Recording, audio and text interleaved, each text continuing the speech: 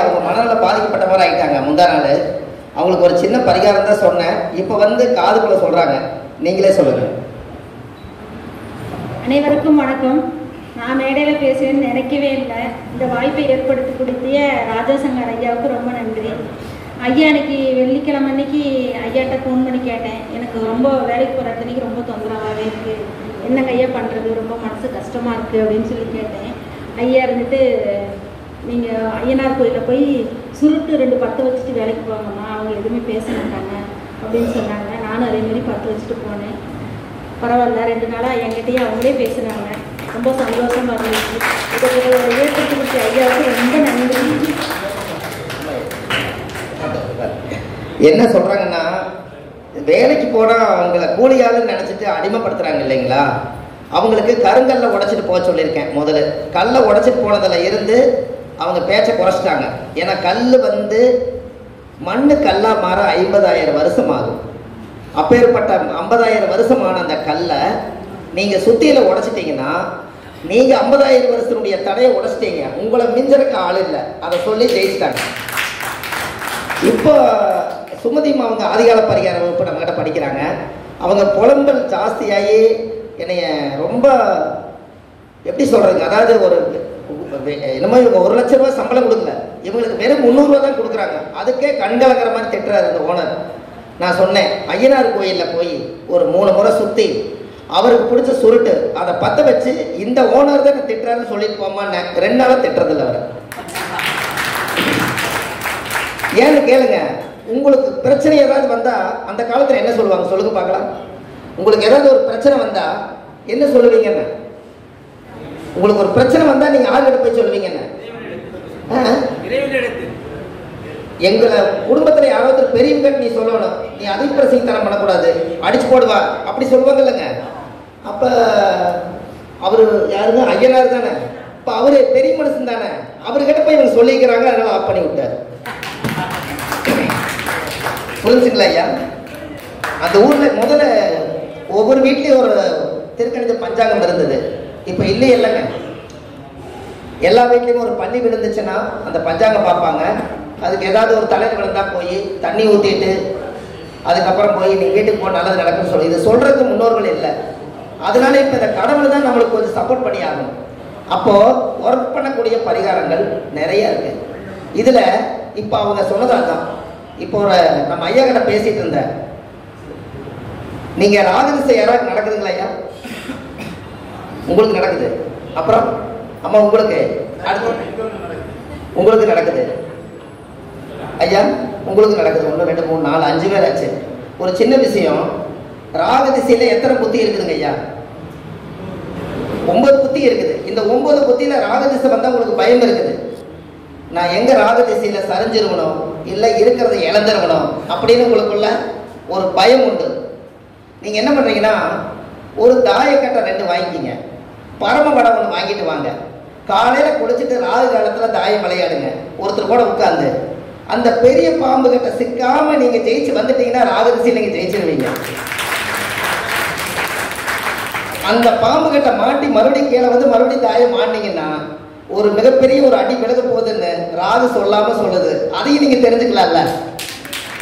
எனக்கு ஐயா, அந்த காலத்துல நலமகாராஜா 7.5 சனி பிடிச்சோன்னே என்ன ஆடினாருங்க? தாயம் தான் ஆடினாரு. தாயம் ஆடி நாட்டை தோத்து அப்புறம் நகரத்தை பூரா இழந்து கடைசியில ஒரு கோமணம் கட்டி சன்னியாசியா வாழ்ந்தார். அப்ப அவருக்கு எதுல தெரிஞ்சதுன்னா தாயக்கட்டையில தான் தெரிஞ்சது. அப்ப ராகு என்பது பரம உடல் அந்த காலத்துல இருக்க இல்லைங்களா? அது பரம படம் இல்ல, பரமசிவன் கழுத்துல இருக்கிற பாம்பு தலையெடுத்து சொல்ல சொல்லுது, ஆட சொல்லி. ஐயா கரெக்டா? நீங்க எல்லாம் கைதட்டாதனால உங்களுக்கு ஏதோ பரவாயில்ல சார். இது கரெக்ட் தானே? ஒர்க் பண்ணக்கூடிய பரிகாரம் தானே சார்? ஒர்க் பண்ணக்கூடிய பரிகாரம் தானே? நாளை காலை சூரிய உதயத்துல போய் நீங்க ஆடினாலும் நீங்க 18 வருஷம் தெரிஞ்சுக்க வேண்டியதை நாளை காலை தெரிஞ்சுக்கலாம்ல. உங்களுக்கு ஒர்க் பண்ணக்கூடிய பரிகாரம் தானே வேணும். நாங்க வரவே பரிகாரம் எடுத்துட்டே வர்றோம். கொஞ்சம் கொஞ்சமா பரிகாரம் எடுத்துட்டு வந்தோம். நேற்றுக்கு நாங்க என்ன சொன்னோம்னா, நேற்றுக்கு நான் பரிகாரமே என்ன சொல்லியிருந்தேன்னா, யாருக்கெல்லாம் பித்திரு கடன் இருக்குதோ, நீங்க யாராவது ஒருத்தர்கிட்ட கடன் வாங்கிட்டு அவர் இறந்துட்டாருன்னா, அவர் இறந்துட்டாரு, நம்மளால கடன் கட்ட முடியல, இனிமேல் செத்து போயிட்டாரு, அந்த கடன் நம்ம கட்ட வேண்டியதுன்னு நீங்க நினைச்சிட வேண்டாம். அந்த ஆத்மாவை வந்து நம்ம குடும்பத்துல கடனை கட்டி அந்த கடனை கட்டாம விடாது. அதுக்கு என்ன பரிகாரம்னு கேட்டீங்கன்னா, அவர் இறந்துட்டாருன்னா இந்த கோடி துணி இருக்குது இல்லைங்களா, அதுல கருப்பு மையில நான் 1 லட்சம் ரூபாய் கடன் வாங்கினேன், நான் உங்கள்கிட்ட திருப்பி கொடுத்தறேன்னு சொல்லி அதுல எழுதி அவங்க அதோட பேரை எழுதி 1 லட்சம் ரூபாய் நான் திருப்பி கொடுத்துட்டு அந்த ஆத்மா போகும்போது போத்தி விட்டீங்கன்னா அந்த ஆத்மா நிம்மதியா போய் அடையும். புரிஞ்சுங்களா? அந்த கஷ்டப்பட்ட பணம் நீங்க வீட்டுக்கு கொண்டு போய் கொடுத்துருங்க. ஆனா நீங்க சத்தியமா கொடுக்கணும்ல, அந்த ஆத்மா வாங்காம போயிடுச்சு. எத்தனை பேருடைய காசு கொடுத்துட்டு இறந்துட்டாங்க, ஆனா ஞாபகம் இல்லை. கரெக்டா இல்லைங்களா? ஆனா கோடி துணியில பேரை எழுதி கண்டிப்பா கொடுத்தீங்கன்னா அந்த ஆத்மா பாக்குது, எனக்கு கொடுக்குறேன்னு சொல்லிக்கிறாரு. அந்த ஆத்மா யாரையும் சோதிக்காது. இதை நிறைய பேர் செஞ்சு பித்திரு கடன் அடைச்சிருக்காங்க.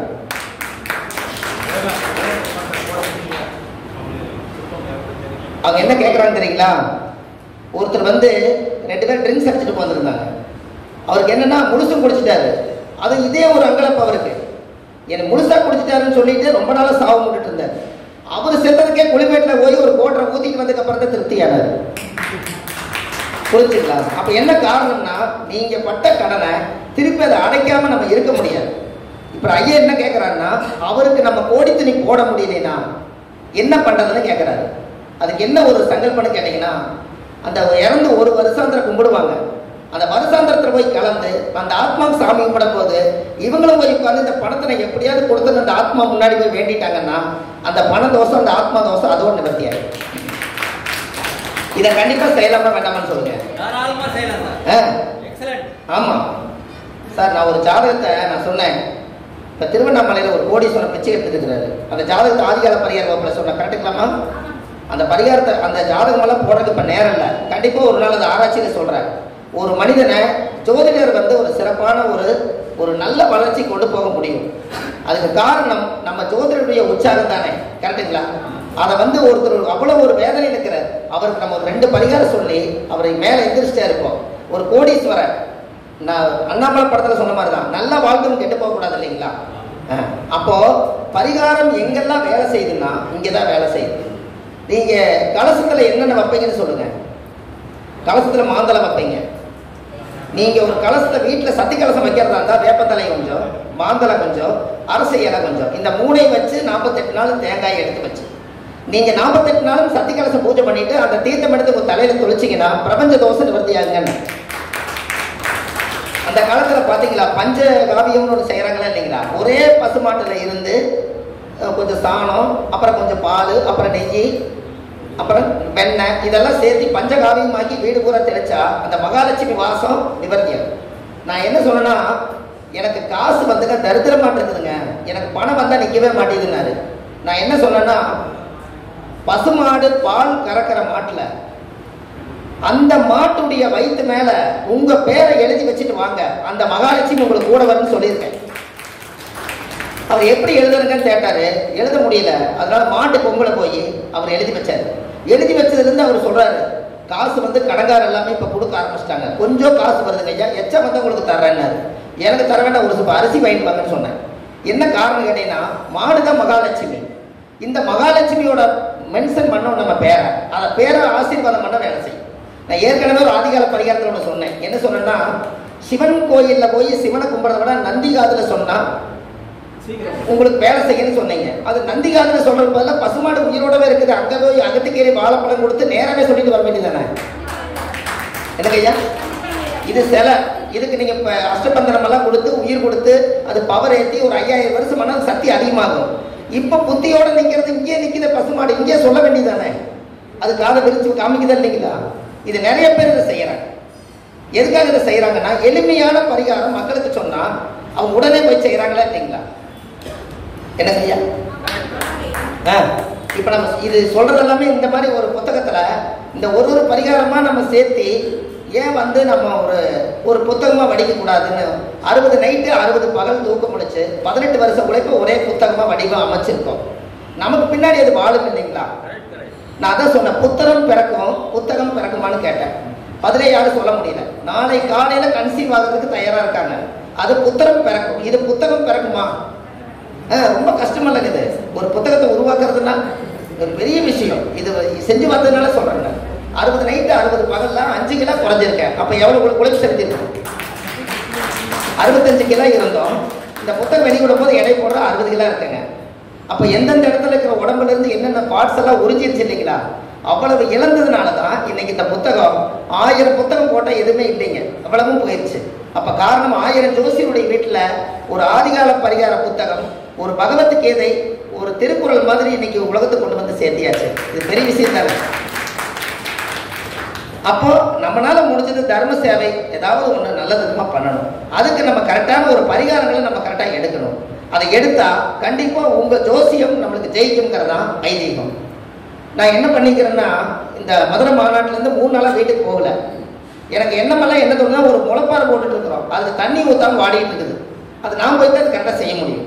இந்த மாட்டுக்கு பில்லு வைக்கலன்னு எப்படி வருத்தப்படுவாங்க, அது மாதிரி. ஏன் அப்படின்னு கேட்டீங்கன்னா,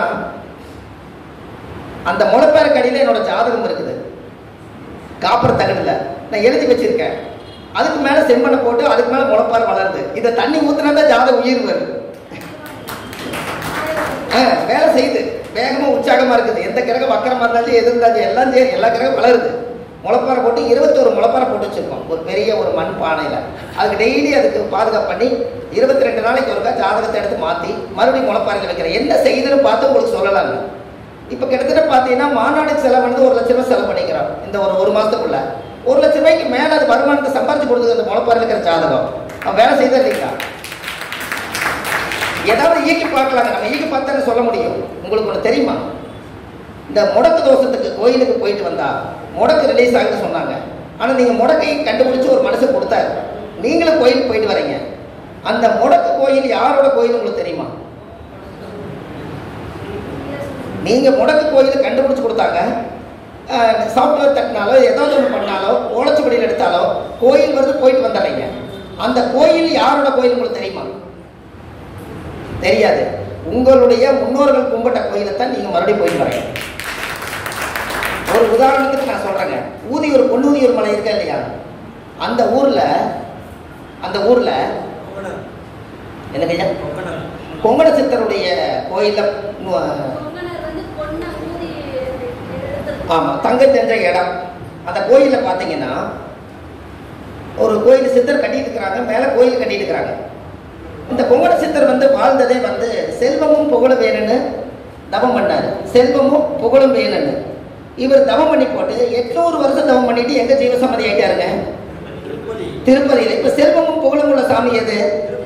இப்ப திருப்பதிக்கு போகிறா, கொங்கண சித்தருக்கு போகிறா, ரைட்டு. ஆனா உயிர் யாரு? கொங்கண சித்தர். செல்வமும் புகழும் வேண்டி 800 வருஷம் தவத்தை கொண்டு போய் திருப்பதியில போய் ஜீவசம்மதி ஆயிட்டார். இவருக்கு இந்த பவர் வந்துருச்சு. இவர் எங்க இருந்திருக்கிறாருங்க? இங்க 800 வருஷம் பொன்னூதி மலையை தவம் பண்ணிட்டு இருக்கிறார். இந்த ஹிஸ்டரி எடுத்து நம்ம படிச்சதுக்கு அப்புறம் இந்த கொக்கு தவம் பண்ணி ஆகி போயிருச்சு. அப்ப இப்படின்னு பொசிஞ்சு பார்த்தோன்னே கொக்குன்ற நினைத்தாய கொங்கணமான கொக்கு பொசிஞ்சு கீழே விழுந்துருச்சு. இதை எரிச்சிட்டு தான் நேரம் எங்க போறாரு? பசிக்கு வாசகி வீட்டுக்கு போறாரு. அந்த அம்மா கிட்ட போய் சாப்பாடு கொடுங்கன்னு கேட்கும் போது அந்த அம்மா கிட்ட போய் கேட்டது, அந்த அம்மா ஒரு முறைச்சிருக்குது. முறைச்சோன்னே இவர் முறைச்சிருக்காரு. இவர் கொங்கண சித்தரை முறைச்சதுனால அந்த அம்மா கேட்டிருக்குது, கொக்கன்று நினைத்தாய கொங்கணவான்னு. என்னடா அது, அங்க கொக்க எரிச்சது இந்த அம்மாவுக்கு எப்படி தெரியும்? அப்ப ஏதோ இந்த அம்மாட்ட ஏதோ விஷயம் இருக்குதுன்னு அங்கேயே நிழல உட்கார்ந்து ரசிச்சு பார்த்திருக்காரு. இந்த அம்மாவுடைய வீட்டுக்கார் வள்ளுவர், திருவள்ளுவர்.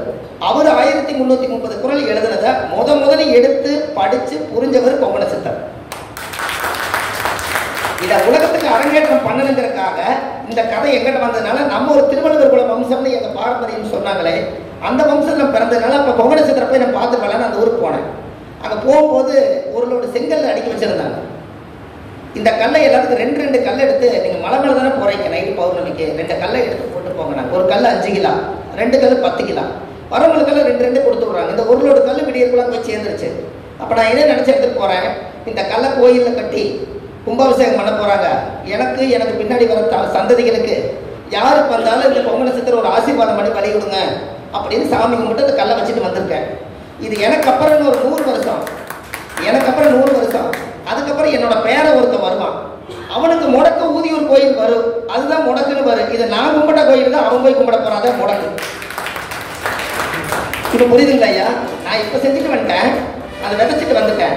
அப்படித்தான் இந்த கோயில் 5000 கோயில்களையுமே முடக்கு ஒருத்தருக்கு சூரியன் என்ற நட்சத்திரத்துக்கு இதுதான் முடக்கோயில் வந்தா உங்க மூதாதிகள் கஷ்டப்பட்டு போய் மாட்டு வண்டி கட்டி, சவாரி வண்டி கட்டி, குதிரை வண்டி கட்டி அந்த கோயில்ல போய் விளக்கு போட்டு என் வம்சமே நல்லா இருக்குன்னு சொல்லி அவங்க விளக்கேத்துனதா உங்க ஜாதகத்துல சூரியன் என்ற நட்சத்திரத்துக்கு முடக்கு. இது கடைசியில ஹிஸ்டரி எடுத்து பாருங்க. அவங்க அந்த வம்சத்தை கும்பிட்டவங்கள தான் வர்றாங்க. நேற்றுக்கு மதுரை மீனாட்சி கோயில் ஒரு மீட்டிங் பத்தி பேசணும். மதுரை இந்த புத்தகத்தில் எழுதியிருக்கேன். தெரிஞ்சு எழுதணும், தெரியாது எழுதணும். அந்த ஹிஸ்டரி கிடைச்சது எழுதினேன். மதுரை மீனாட்சி அம்மனுடைய கோவில் இருக்கக்கூடிய சாமி சிலை மரகதக்கல். ஏன் பச்சை நிறம் வந்து அங்க உதவுச்சுன்னா, அந்த கல் வந்து அதுக்கு மேல ஒரு கருப்பு சாயமா வச்சிருக்காங்க சாமியை. ஆனா ஒரிஜினல் மரகதக்கல். அந்த கோயிலுக்குள்ள கருவறைக்குள்ள மணி அடிக்கிறது இல்லை. அந்த கோயிலுக்குள்ள ஒரிஜினல் மரகதக்கல். ஆனா இது வரைக்கும் யாருக்கும் தெரியாது. அந்த மரகத கலர்ல இருந்து பச்சை கிளியும் அங்கதான் இருக்கு. ஒருத்தருடைய ஜாதகமும் யார் உள்ளுக்குள்ள வந்தாலும் அவங்க ஜாதகம் வேலை செய்யணும்னு சொல்லி 3867 சுவாமி சிலையை பிரதிஷ்டை பண்ணி அந்த கோயில்ல அகோர வீரபத்தருடைய கண்ட்ரோல்ல வச்சிருக்காங்க. நீங்க ஏதாவது அகோர வீரபத்தர் ஒரு சாமி இப்படி தலைவலா இருக்கும் பார்த்துருக்கீங்களா? மதுரை மீனாட்சி கும்பிடுவீங்க, பார்த்துருக்கீங்க. அதுக்கடுத்து சுந்தரேஸ்வரர் அந்த போவீங்க. அதை கும்பிட்டுட்டு நேரம் வந்தோடனே 2 பேர் அகோர வீரபத்தர் கீழே அஷ்ட பைரவரை கீழே பிரதிஷ்டை பண்ணி அதுக்கு மேல அகோர வீரபத்தரை வச்சிருக்காங்க. அந்த தெய்வத்தோட கண்ட்ரோல தான் எல்லா தெய்வத்தினுடைய மூல காப்பா அங்கதான் பிரதிஷ்டை பண்ணியிருக்காங்க. நீங்க அங்க 2 விளக்கு போட்டு உங்க ஜாதகத்தை வச்சுட்டு வந்தீங்கன்னா உங்க ஜாதகம் ஃபர்ஸ்ட் கிளாஸா வேலை செய்யும். அகோர வீரபத்திர, அக்கினி வீரபத்திர.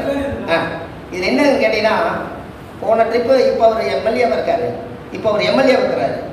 அவர் வந்து பஸ் எல்லாம் வித்துட்டாரு, வீடு இடம் எல்லாம் வித்துட்டாரு. நாளை காலையில் சூரிய குத்தத்தை சீட்டு அறிவிக்கணும். இன்னொரு ஆள் ஆப்போசிட் பார்ட்டிக்கு தான் வரும்னு சொல்றாங்க. பிரசனத்துல எனக்கு ஒரு பரிகாரம் சொல்லுங்க, கண்டிப்பா நான் சீட்டு வாங்கி ஜெயிச்சேன்னா கண்டிப்பா உங்களுக்கு நான் அன்னதானத்துக்கு ஏதாவது உதவி செய்யணும்னு சொன்னாரு. இந்த அன்னதானம் சொன்னதுனால ஒரு பரிகாரம் அவருக்கு சொன்னேன். நாளை காலையில சூரிய உதயம். இப்ப நெட்ல சர்ச் பண்ணுங்க.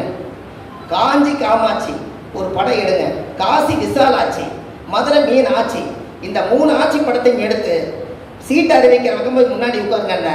இந்த 3ம் ஆட்சி. அதனால அவர் ஆட்சி பிடிச்சிட்டாரு, வேலை செய்தா இல்லைங்களா?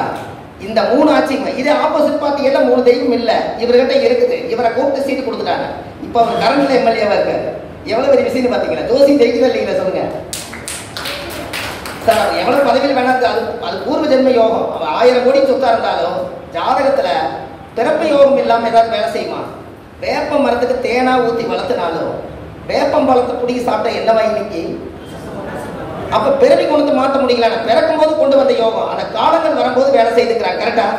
என்கிட்ட வந்து ஒருத்தர் சொன்னாரு, சார் இந்த குழந்தை பிறந்ததுக்கு அப்புறம் தான் சார் நான் இடம் வாங்கினேன், இந்த குழந்தை பிறந்ததுக்கு அப்புறம் தான் நான் வீடு வாங்கினேன், இந்த குழந்தை பிறந்ததுக்கு அப்புறம் தான் நான் காடு வாங்கினேன். நான் சொன்னேன், இந்த குழந்தையே இல்லாதவங்க நீங்க இப்ப எந்த யோகத்தில் வேலை செய்யணும்னு சொல்லுங்க. குழந்தை பிறந்தே இத்தனை சொத்து வாங்கினாரு. அந்த ஒருத்தர் குடும்பத்துல குழந்தையே இல்லை, அவருக்கு ஆடு வீடு சொத்து எல்லாம் தேடி வச்சுக்கிறாரு. அப்ப என்ன காரணம்? என்ன குழந்தை பிறந்ததே சொத்து வாங்கினேன், குழந்தை பிறந்த வீடு வாங்கின சொல்றாங்க. நீங்களே சொல்றீங்க, ஜோசி பார்க்க வந்தவரே சொல்றாரு. இவங்களுக்கு இதான் அடையாளம், இவர் பிறந்த இப்ப நல்லா இருக்கிறாங்கிறாங்க. அது சாத்தியமாக இப்ப சொல்றதை உங்களுக்கு சொன்னேன். அது சாத்தியமா நீங்க சொல்லுங்க. அது குழந்தையே இல்லாதவங்களுடைய குடும்பத்துல இவர் இடம் சொத்து வீடு வாங்குறாரு. அப்ப குழந்தை இல்ல, அப்ப இவர் காரணம் என்னங்க? நான் சொல்றது, நான் பிறக்கும் போதே இவர் இடம் வாங்கணும், வீடு வாசல் கட்டணும், சமுதாயத்துல பேர் புகழோட வாழணும்னு சொல்லி கருவறையிலேயே உதிக்க முன்னாடியே கடவுள் எழுதி வச்ச ரெக்கார்டு தான் பிறக்கும் போதே இருக்குது. அது மாறாது. இந்த குழந்தை பிறந்ததுனால என்ன காரணம் கேட்டீங்கன்னா, அவருடைய உயிரணுக்கள் இவரோட சக்தி. இவருக்கு எந்தெந்த வயசுல யோகத்தை கொடுக்கணும் தசாபுத்தி இருக்குதோ அந்தந்த வயசுல ஒரு குழந்தைகள் பிறக்கிறதுனால அடையாளம் இதை வச்சு நீங்க சொல்றீங்க. புரிஞ்சுங்களா? ஆனா அவருக்கு இப்ப எனக்கு நான் 43 வயசுங்களா, 43 வயசு எனக்கு ஆகுது. 2024 இந்த புத்தகம் எழுதியிருக்கேன். 2024 என் பையன் பிறக்காததுக்கு முன்னாடி 2024 எழுதுவேன். நான் பிறக்கும் போதே வாங்கி வந்து எடுத்துன்னு வருது. அதானே ஐயா? அப்போ ஒரு குழந்தை இருந்தாலும் இல்லைனாலும் தனித்தனி மனிதனுக்கு பிறக்கும் போது எழுதப்பட்ட விதிதான் ஜோதிடம். ஒருத்தர் சொன்னாரு, ஜாதகம் கண்டிப்பா பார்த்தே ஆகணுங்களா, ஜாதகம் பார்க்காம மனுஷன் வாழ முடியாதான்னு கேட்டார். நான் ஒரே வார்த்தை சொன்னேன், ஜாதகம் பார்க்காம நிறைய பேர் வாழ்றாங்க ஐயா, அதுல ஒன்றும் தவறு கிடையாது. ஜாதகம் பார்க்கணும், பாரம்பரியம் சொல்லி கொடுத்துருக்குது, முன்னோர்கள் ஏதோ அந்த காலத்துல ஏதோ சொல்லியிருக்காங்க, அதனால ஜாதகம் பார்க்கறது நல்ல விஷயம் தானே அப்படின்னு.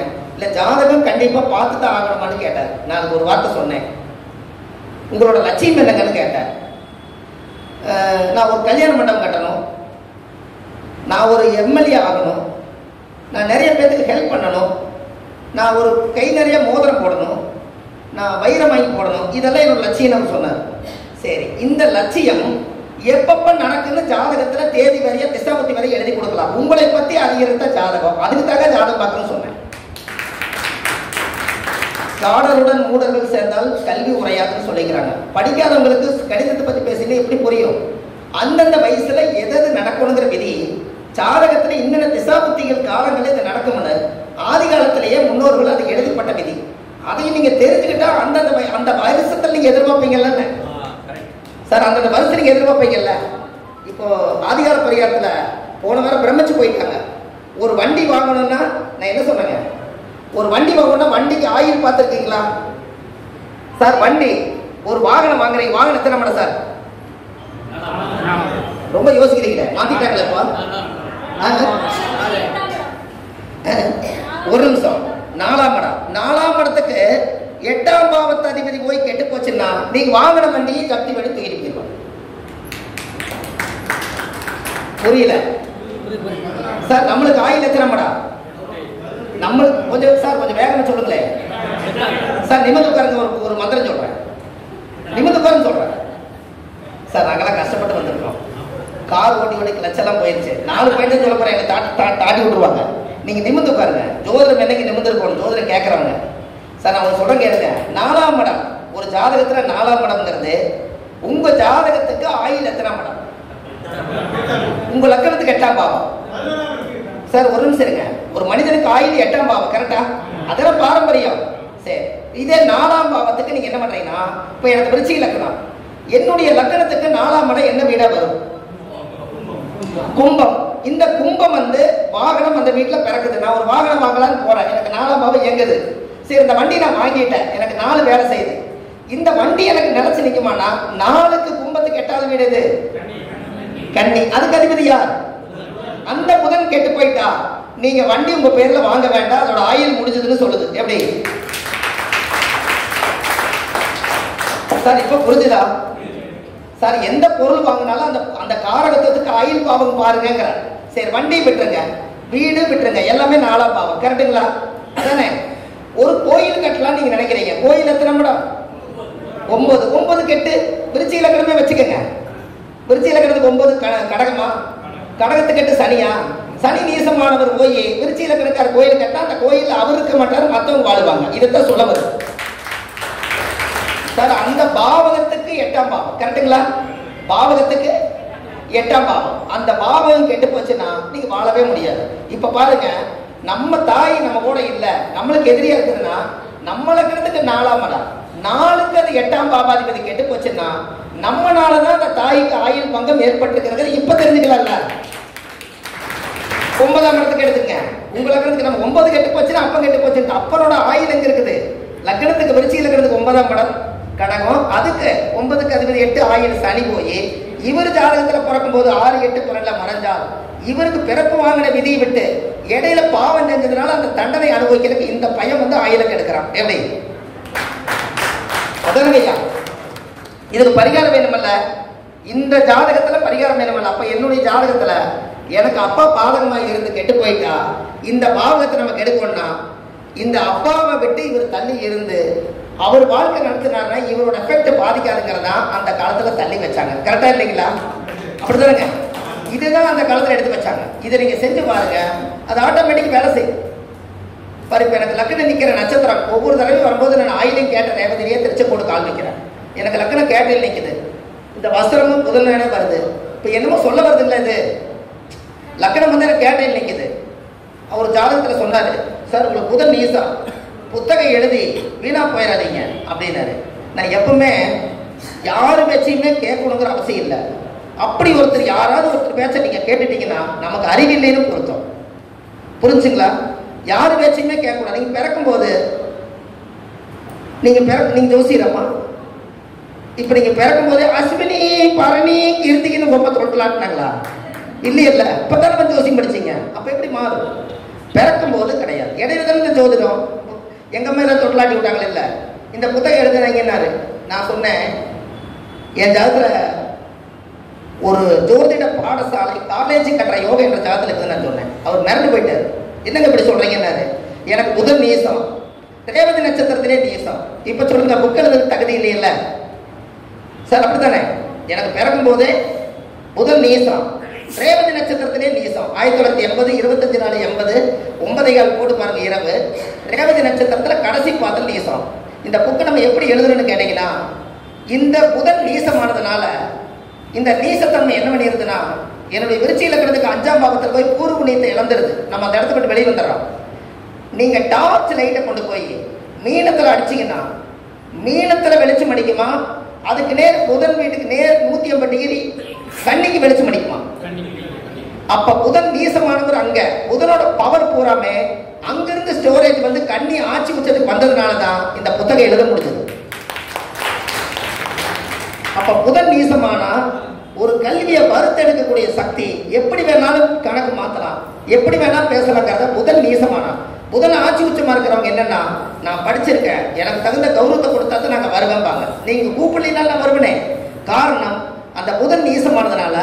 புதன் என்பது நளின பேச்சு இல்லைங்களா? நளின பேச்சு. நீங்க உங்களுக்கு ஒண்ணு தெரியுமா? இந்த போன மீட்டிங்ல நம்ம சொன்னோம், தீ வந்து திங்காத ஒரே மூலிகை பாதரசம். ஊடே எரிஞ்சாலும் இந்த பாதரசத்தை எரிச்சு விட்டீங்கன்னா ஊடெல்லாம் எரிஞ்சு முடிஞ்சு கடைசியில ஒன்னா சேர்ந்து வந்து மெல்ட் ஆகி நின்றுக்கும். அப்ப எப்படி வேணாலும் அது நெளிஞ்சு போய் எனத்தோட சேர்ந்துடும். அப்ப அந்த புதன் ஒரு ஜாதகத்துல கெட்டுட்டா தேடல் அதிகமா இருக்கும்னு சொல்லுது. புதன் கெட்டுட்டா புதன் கெடணும். ஏன் இப்ப நீங்க சொல்றீங்கல்ல, மறைந்த புதன் நிறைந்து வளரி கொடுக்கணும், அதுக்கு மட்டும் சொல்லும் போது புதனே கெட்டுட்டா அந்த புதனோட சக்தி எங்க பிறக்குதுன்னு தெரியணும்ல. இப்ப விருச்சிக இலக்கணத்துக்கு 11ஆம் இடம் என்பது உயர்கல்விங்களா? உயர்கல்வி எத்தனை மடங்குமா? அப்ப புதன் நீசமாயி விருச்சிக இலக்கணத்துக்கு எங்க பாப்பாரு? அப்ப உயர்கல்வி ஸ்தானத்துக்கு இது ஒரு உயர்கல்வி. நீங்களே போறது ஒருத்தர் கேட்டார், அந்த புக்கை டீச்சிங் எடுக்கிட்டான்னு கேட்டாரு. அப்ப நீங்க பாடசாலை வைக்கத்தானே போறீங்க. புதன் வேலை செய்த இல்லையே, இதுக்கு நம்ம ஜாதகமே ரெக்கார்டு தானே சார்? நம்ம ஜாதகத்தை நம்ம தெரிஞ்சுக்கணும். யாராருக்கு ஆட்சி உச்சம் நீங்க தெரிஞ்ச முதல்ல ஆடவர் ஆட்சி உச்சம் யாராவது சூரிய உச்சமா இருக்கான்னு பாருங்க உங்களுதுல. சார் யாராவது சூரிய உச்சமா இருக்கா? ஐயாவுக்கு இருக்குது. சந்திரன் யாராவது உச்சமா இருக்கா? சந்திரன், செவ்வாய் இருக்கு, புதன் இருக்கு, குரு இல்ல, சுக்கிரன் இருக்கு, சனி, ராகு, கேது இருக்கு. இது என்னன்னு கேளுங்க நீங்க. இவங்கெல்லாம் உச்ச கிரகம் தானே, இவங்கெல்லாம் ரொம்ப பவர்ஃபுல்லான ஆளுங்க, கரெக்டுங்களா? இது என்ன சொல்ல வருதுன்னா, உங்க ஜாதகத்துல எந்த கிரகம் உச்சமா இருக்குதோ அவங்களுக்கு நீங்க அடிமை, எந்த கிரகம் நீசமா இருக்கோ அவங்க உங்களுக்கு அடிமைன்னு சொல்ல வருது. சார் உங்க ஜாதகத்தை நீங்க அவங்க சண்டை போடுங்க, அவங்க இடத்துல நீங்க சண்டை போடுங்க, நீங்க ஜெயிச்சிருவீங்கன்னு பார்க்கலாம். உங்க ஜாதகத்துல அவங்க பவர் வாங்கிட்டாங்க, நீங்க கீழே இறக்கிற முடியுமா? இப்ப என் ஜாதகத்துல நான் சித்திரை மாசம் 13ஆம் தேதி பிறந்தேன். 13 டிகிரி சூரியன் இருக்குமா? எங்க அப்பா பெரிய ஜோசியர், அவர் 60 வயசு வரைக்கும் பார்த்துட்டு 60ஆம் கட்டத்தில் இறந்து போயிட்டாருங்களா. நான் அவருடைய முகத்தவே நான் பார்த்ததில்லை. இன்னைக்கு நம்ம ஜோசியரா வந்திருக்கோம். அந்த காலத்துல ஒரு பிரச்சனைனா இந்த கொடுங்கோடு இருக்கும் இல்லைங்களா, அந்த பில்லு இருக்கிற கொடுங்கோடு, அதை தூக்கிட்டு என்ன பிரச்சனையா இருந்தாலும் முன்னாடி ஒடியாந்துருவாராம். என்ன பிரச்சனை அப்பயே ஆபத்தை காப்பாத்துறது. அப்ப என்ன காரணம்னா, சூரியன் உச்சமாயி இருக்கிறவங்க அப்பாவை பவர் பண்றதுக்காக நீங்க பிறந்திருக்கிறீங்க. சூரியன் நீசமா இருந்தா நம்மளே அதை வறுத்தெடுக்கிறோம். அப்ப எந்த கிரகம் வலிமையா இருக்குதோ அந்த கிரகத்தோட சக்தி வச்சுதான் நம்ம பார்க்க முடியும். கரெக்டுங்களாமா? இப்ப நீங்க யாராவது ஒருத்தர் திருமண பொருத்தம் பார்க்கும்போது 2 பேர்த்தோட ஜாதகத்திலையுமே 2 சூரியனும் உச்சமா இருக்குது. இப்ப திருமணம் பண்ணி வைங்க. இவங்க அப்பாவை பத்தி இவங்க கௌரவமா பேசுவாங்க, அவங்க அப்பா பத்தி அவங்க கௌரவமா பேசுவாங்க. சண்டை எதனால வரும்னு சொல்லுங்க, அவ்வளவுதான். இப்ப புரிஞ்சுங்களா? இப்போ சூரியன் உச்சமா இருக்கு, சூரியன் உச்சமா இல்லாம கட்டி வச்சீங்கன்னா ஏதோ பக்கம் இறங்கி போவாங்க. 2 பேரும் கைத்தை இழுத்து பிடிச்சா யாரு விடுறதுன்னு. கரெக்டுங்களா? இதே மாதிரிதான் ஒரு ஜாதகத்துல நம்மளுடைய கர்ம வினைங்கிறத நம்ம தெரிஞ்சுக்கணுங்கிறதுக்காக தான் ஆதிகால பரிகாரம். நம்ம முன்னோர்கள் அதைத்தான் வகுத்து வச்சாங்க. நம்மளுடைய வாழ்க்கையில நம்ம ஏதாவது ஒரு முக்கியமான விஷயங்களை நம்ம தெரிஞ்சுக்கணும்னா காலையில நீங்க ஒரு பரிகாரம் பண்ணிட்டு போனா உங்களுக்கு நல்லது இல்லை. காலையில நீங்க ஒரு பரிகாரம் பண்ணிட்டு போகலாம். சார் காலையில மண்ணை தொட்டு கும்பிடுங்க, இந்த பூமி மிதிச்சு நம்ம நடக்கிற ஒண்ணு. 2வது தலை சுத்தி ஒரு தேங்காயை உடைச்சு சொல்றாங்க. ஏன் அப்படி சொல்லுங்க பாப்போம். சார் நீங்க ஒரு தலை சுத்தி ஒரு தேங்காயை உடைச்சிட்டு போங்கண்ணே, பொண்ணு மாப்பிள்ளை வந்தாங்கன்னா அங்க ஒரு தேங்காயை உடைச்சிட்டு வீட்டுக்குள்ள கூட்டிட்டு போவாங்க. அது ஏன் செஞ்சாங்க உங்களுக்கு தெரியுமா? சூரிய வலது கண்ணு, சந்திரன் இடது கண்ணு, செவ்வாய் பல்லு, புதன் நாக்கு, புதன் நெத்தி, குரு மூக்கு, சுக்கிரன் ஸ்கின்னு, சனி வாயி, ராகு வாயி, சனி தாடை, ராகு கேது தாடி. 9 நவகிரகம் இருக்கிறனால ஒரு தேங்காய் எடுத்து இந்த தலையை சுத்தி உடைச்சிட்டு போக நவகிரக தோசை நீங்கன்னு சொல்லியிருக்காங்க. சார் கரெக்டா? நீங்க சொல்றது பார்த்தா எதை தப்பா தெரியுதா? சார் சூரியன் வலது கண்ணு, சந்திரன் இடது கண்ணு, செவ்வாய்னா பல்லு. ஆயுதம் எது? ஏதாவது கோபம் வந்துச்சுன்னா அருவாள் இருந்து கடிச்சு வச்சிடறோம். கடிச்ச பல்லுல இருந்து ரத்தம் வர வைக்கிறதே பல்லு. அதுக்கடுத்து புதன்னா நாக்கு, புதன்னா மூக்கு. கரெக்டுங்களா? குருன்னா மூக்கு, சுக்கரன்னா ஸ்கின்னு, சனினா தாடை, அப்புறங்க ராகுன்னா வாயு, கேதுன்னா தாடி. அப்படித்தானே? இந்த 9 கிரகங்களையும் இந்த தர்மம் தலைக்காகன்னு சொன்னாங்கல்லங்க. தர்மம் தலைக்காகன்னு வம்சத்துல நீங்க செஞ்ச தர்மம் இந்த முண்டத்தோட வாழ முடியாது, தலையை காத்து வச்சிருந்தா தான் வாழ முடியும். தர்மம் தலைக்காகன்னு அந்த காலம் சொல்லி வச்சிருக்காங்க. அதானே? அப்ப இந்த ஒரு தேங்காய் எடுத்தீங்கன்னா அதுல 3 கண்ணு இருக்கிறதுனால சிவனுக்கு சமர்ப்பணம்னு சொல்லி நம்மளை படைச்ச நவகிரகத்துக்கு அந்த தேங்காய் எடுத்து 9 முறை தலை சுத்தி அந்த தேங்காயை உடைச்சா இந்த தலையில் இருக்கிற தோஷ நிவர்த்தி ஆகணும் தான். பொண்ணு மாப்பிளைய வேற ஊர்லேருந்து கூட்டிட்டு வந்து வெனாங்கோயில போய் இப்படி தலையை சுத்தி உடைச்சிட்டு அதுக்கப்புறம் வீட்டுக்கு ஆதி காலத்துல கூட்டிட்டு போவாங்க. கரெக்டுங்களா? இது ஏன் அந்த காலத்துல முன்னோர்கள் செஞ்சு அதை ஞாபகப்படுத்துறதுக்கு ஆள் இல்லை. கரெக்டுங்களா? ஞாபகப்படுத்துறதுக்கு ஆள் இல்லை. இன்னைக்கு இது செய்யலாம் இல்லைங்களா? இது என்ன சொல்லுதுன்னா சாஸ்திரம் 30 நாளைக்கு 30 தேங்காய் நம்ம தலை சுத்தி உடைச்சா இன்னைக்கு இருக்கிற டெஸ்ட், இன்னைக்கு கர்ம இன்னைக்கே பேடையாயிருமா. அதை சொல்லுது. சார் உங்க வீட்டுல விசேஷம்னா தேங்காய் உடைப்பீங்க. ஆனா நம்மளுக்கு நம்ம விசேஷமா இருக்கோம்னா நம்ம கிட்ட கிளைண்ட் நிறைய பேர் வர்றாங்க இல்லைங்களா? அவங்க எல்லாருமே நம்ம தலை பார்த்தானே பேசுறாங்க. எல்லா ஸ்டோரேஜும் நம்ம மூலப்பொருள் சேர்த்து வச்சுட்டு போறாங்க. அப்ப கர்மம் நம்ம வாங்கிக்கிறோம். அதையும் ஒரு பரிகாரம் பண்ணி உடைச்சிட்டீங்கன்னா இன்னைக்கு தேவையாயிருமில்ல சார். கரெக்டா? எங்க முன்னோர்கள் அடிக்கடி சொல்லுவாங்க, ஜாதகம் பார்த்து அது போனா உப்பு தண்ணி தெளிச்சு விட்டுருங்க. அவங்க நெகட்டிவ் எல்லாம் அழுது புலம்புறதெல்லாம் அங்கதான் இருக்குமா. அந்த உப்பு தண்ணி தெளிச்சு விட்டீங்கன்னா அடுத்த நாள் வந்து உட்காரும்போது அந்த நெகட்டிவ் இந்த நெகட்டிவ் சேரக்கூடாது இல்லையா? அதனால ஒவ்வொருத்தருக்குமே அந்த வெண்கடுகு தண்ணியில நினைச்சு கொஞ்சம் உப்பு தண்ணி தெளிச்சு நீங்க தொழில் செய்யற இடத்துல தெளிச்சு வச்சுன்னா உங்களுக்கு இந்த முதுகு வலி இடுப்பு வலி வராதான். ஏன்னா இவங்க கர்ம பதிவெல்லாம் இங்கே தான் வந்து சேரும். இதை முன்னோர்கள் அந்த காலத்துல இருந்து வெந்தயத்துல உப்பு தண்ணி கலந்து தொழில் பார்க்குற இடத்துல காலையில ஊத்தி மாப்பு போட்டு தொடச்சு விட்டு தீபம் போட்டு அப்புறம் தான் தோசை தொழில் பார்ப்போம். இனி நம்மளும் இது செய்யலாம் இல்லைங்களா? சார் அந்த சார் வெந்தயம் குருதானே. அப்போ வந்தவங்க எல்லாருமே நம்மளுடைய தோஷத்தை நீக்கிறதுக்காக அந்த காலத்துல வெந்தயத்தை தண்ணியில ஊற வச்சு அவங்க அதை தெரிச்சு விடுவாங்க. குருவோட சக்தியை உள்ள இறக்குவாங்கன்னு. அப்ப அதுதான் அந்த காலத்துல இது வேலை செஞ்சிருக்குதுங்க. முன்னோர்கள் அந்த காலத்துல அந்த பரிகாரங்களை எல்லாம் ஆதி காலத்துல முன்னோர்கள் அதெல்லாமே செஞ்சிருக்காங்க. சார் தாமரை குளம் முதல்ல இருந்துச்சா இல்லைங்களா? முதல்ல ஆறு கிடைக்காது, சமுத்திரம் கிடைக்காது, தாமரை குளம் இருக்கு. தாமரை குளத்துல தாமரை மலர்ந்து இருக்கும். இவங்க அந்த தண்ணியில போய் குளிச்சுட்டு வருவாங்க. வறுமையெல்லாம் வாழ்ந்தாங்களா இல்லைங்களா? அப்ப தாமரை குளத்துக்கு அந்த பவர் இருக்கா இல்லைங்களா? நானே சொல்லியிருக்கேன், தாமரை விதையை கொண்டு போய் காசு கிடைக்கும்னா கூட சேத்துல போட்டுவாங்க. அது முளைச்சு தாமரையாய் மலர்ந்து வந்தா அதுக்குள்ள உங்களுக்கு காசு வரும் நான் சொல்லியிருக்கேன். கரெக்டுங்களா? சின்ன சின்ன பரிகாரம் தான். ஆனா அந்த காலத்துல நாட்டுல எல்லாரும் வேலை செஞ்சுக்கிறாங்களா இல்லைங்களா? சார் மல்லிகைப்பூ வந்து சுக்கரனே என்ன சார்? மல்லிகைப்பூ என்ன கிரகம்? மனம் அடிக்கிறது இல்லை, சுக்கரம் தானே. இந்த மல்லிகைப்பூ செடி வைக்கிறதுக்கு கீழேயே நீங்க ஒரு ரூபாய் காசை வச்சு நீங்க மல்லிகைப்பூ செடி வச்சிருங்க. அதுல இருந்து காசு வீட்டுக்கு தரித்திரம் வராதுங்கிற மல்லிகைப்பூ வந்துட்டா. நீங்க பந்த காலம் முன்னா காசு வைக்கிறீங்க, நவதானி வைக்கிறீங்க. இந்த மல்லிகைப்பூ வந்து கடவுளுக்கு போய் சேருது. நம்ம மல்லிகைப்பூ வந்து சுக்கரனோட அதிக வசீகர சக்தி வருது.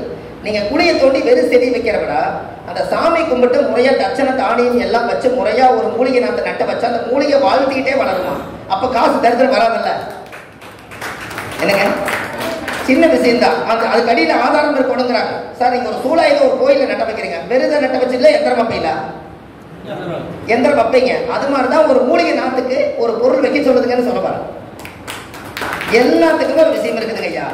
நீங்க நம்மளோட ஜாதகத்துல சூரியன் கெட்டு போச்சுன்னா இந்த தென்னை மரம் இருக்குது இல்லைங்களா? தென்னை மரம், அந்த தென்னை மரத்தை பறிச்சு நவதானிய தீர்த்தத்தை ஊத்திட்டு வந்தீங்கன்னா உங்க ஜாதகத்துல சூரியன் ஃபர்ஸ்ட் கிளாஸா வேலை செய்யும்.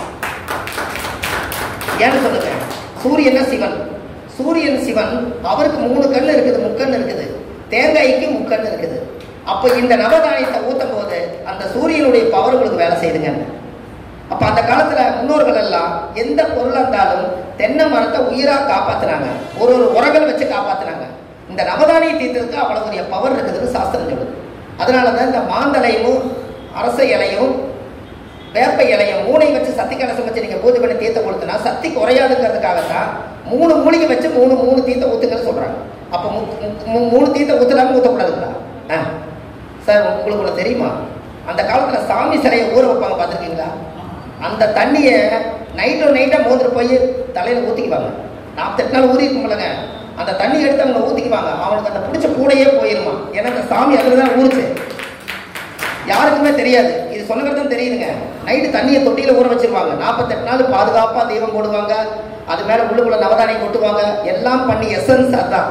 அந்த தீர்த்தம் எடுத்து சாமி வெளியெடுத்து போய் நைட்டை பிரதிஷ்டை பண்ணும்போது அந்த சாமி சிலை காலையில சக்தி கும்பம் எடுக்கிறவர் எடுத்து தண்ணி எடுத்து ஊத்திடுவாரு. அந்த வருஷமே அவருடைய வாழ்க்கை ஒரு சுபிட்சமாயிரும். எப்படி செஞ்சுக்கிறாங்க பாருங்க. இதெல்லாம் ஆதி காலத்தை உங்களை கொஞ்சம் தூண்டுதா? ஐயா, ஆதி காலத்தை கொஞ்சம் தூண்டுது இல்ல நம்ம சொல்றதுல ஏதாவது? என்னங்கம்மா? ஆமாங்க. நீங்க பழைய கால காசு வச்சிருந்தீங்கன்னு வைங்க, பழைய கால காசு வச்சிருந்தாலே நீங்க யோகாதிபதி தான். ஏதாவது ராணி போட்ட காசு யாராவது கிட்ட சொல்லுங்க, நான் 10,000 தரேன். ராணி போட்ட காசு நீங்க இன்னொரு கை மாத்துறீங்க. ராணி போட்டிருந்துங்கள ஒரு காசுல அந்த ராணி போட்ட காசு கொடுங்க. இப்ப 10,000 உங்களுக்கு கூகுள் பே பண்றேன். அதுல இருக்கிற சக்தி யாருக்கு தெரியாதல்ல. இப்ப கொடுத்தீங்கன்னா நான் கோடி சொல்றேன். இப்ப புரிஞ்சுங்களா? அந்த ராணி போட்ட காசு மட்டும் இருந்தா அது என்ன வேலை செய்யும் நம்மளுக்கு தெரியும். அதுக்காக அதை சொல்றோம். ராணி போட்ட காசு யாராவது கிட்ட இருக்கா? ராணி போட்ட காசு காப்பர்ல அந்த காலத்துல இருக்குமில்லங்கம்மா, காப்பர்ல வெள்ளியில இதெல்லாம் வச்சிருப்பாங்கல்லங்க. அங்க பாருங்க, டிட்டோரியா மகாராணி கொஞ்சமா எடுத்து கொடுக்குறாரு அவரு. காரணம் என்னன்னு கேட்டீங்கன்னா, ராணி போட்ட காசுக்குள்ள வறுமையா இருக்கும் போது மகாலட்சுமி ஐஸ்வர்யம் கிடைக்கணுங்கிறதுக்காக அந்த ராணியோட பவரை பதிச்சு அன்னைக்குத்தான் நாணயம்னு ஒண்ணு வெளியே விடுறதுக்காக பண்டமாடி கொடுத்து வாங்கினது போக நாணயத்தை கொடுத்து வாங்கினது அன்னைக்கு தான் ராணி போட்ட காசு. முதல் நாணயத்தை கொண்டு வந்ததே ராணி போட்ட காசு தான். அதனாலதான் இந்த விக்டோரியா மகாராணின்னு சொல்லி இந்த தங்கம் வெள்ளி பித்தளை செம்பெல்லாம் கொடுத்தாங்க. நாணயமா கொடுத்து வாங்கலாம்னு சொல்லி, நாணயமா வாழணும்னு சொல்லி முதல் இந்த காசு வந்துச்சு. அதனாலதான் ராணி போட்ட காசு கேட்கறோம். எங்ககிட்ட நிறைய இருக்குதுங்க, நிறைய வச்சிருக்கோம் வெவ்வேறு பொருள் எல்லாம். இந்த ராமர் சீதா தேவி எல்லாமே பட்டாபிஷேகம் பண்ண மாதிரி ஒரு காயின் இருக்கு, பார்த்துருக்கீங்களா? 18 தானே, 1818 அப்படின்னு என்னங்க 300-400 வருஷத்துக்கு முன்னாடி இருக்கிறது. எங்கிட்ட அந்த காயின் இருக்கு, ஒரிஜினல் காயின் வச்சிருக்கேன்.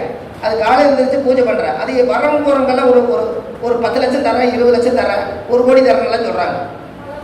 இது பல கோடியே வேண்டாம், அது டெய்லி பூஜையில வச்சு சாமி போடுறாங்க. அது கும்பிட வரைக்கும் நல்லா இருக்குது. காரணம் என்னன்னா, ராமர் இழந்ததெல்லாம் மீண்டும் பெற்றார். கரெக்டுங்களா? புனர்பூச நட்சத்திரத்துல யாரு பிறந்தாலும் ஒரு நாள் அவர் இழந்ததெல்லாம் மீட்டு தருவாங்க. அதுக்காக அவர் வனவேசம் போனாரு.